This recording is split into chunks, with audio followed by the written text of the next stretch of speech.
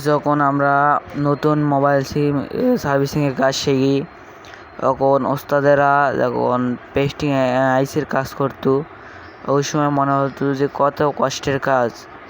যে সময় ওস্তাদে নতুন নতুন পেস্টিং আইসির কাজ করতে দিলে ওই সময় নিজেকে অনেক ভাগ্যবান মনে হতো, আর অনেক সময় ভয় লাগতো। আল্লাহর রহমতে এখন শিখে ভালো লাগে যে এই পেস্টিং আইসির কাজ করার জন্য ওস্তাদের হাতে কত বকা খাইছি। ওস্তাদ আমার ভালোর জন্যে একসময় গালাইছে, এজন্যে আজকে এই লেভেলে আসতে পারছি। আপনাদের যদি আমাদের ভিডিওটা দেখে কোনো উপকার হয়, অবশ্যই আমাদের চ্যানেলটা সাবস্ক্রাইব করবেন। পেস্টিং আইসির সাইডে যেই কালো পেস্টটা থাকে, এই পেস্টটা আগে কাটে নেওয়া লাগে।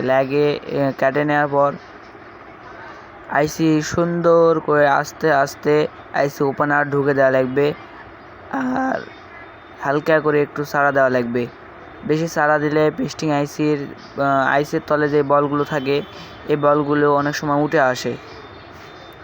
এজন্যে আস্তে আস্তে তোলা লাগবে, আর অবশ্যই খেয়াল করা লাগবে ওপেনার যেই দিক দিয়ে ঢুকাবেন ওই দিক দিয়ে যেন কোনো ক্যাপাসিটার কি কোনো পার্টস যেন না উঠে যায়। আর ব্যবসা করার সময় ভাই, আপনারা সকলে হালালভাবে ব্যবসা করার চিন্তাভাবনা করবেন, কাস্টমারকে ঠকানোর চিন্তাভাবনা করবেন না। হয়তো বা নতুন আমি ভয়েস যাচ্ছি, আমার ভয়েসটা হয়তো বা ক্লিয়ার হবো না, কিংবা আমার ভয়েসটা আপনাদের ভালো লাগবে না। আমার ভিডিওটা অবশ্যই আপনারা আমাদের চ্যানেলটা সাবস্ক্রাইব করবেন, ভিডিওটা দেখবেন।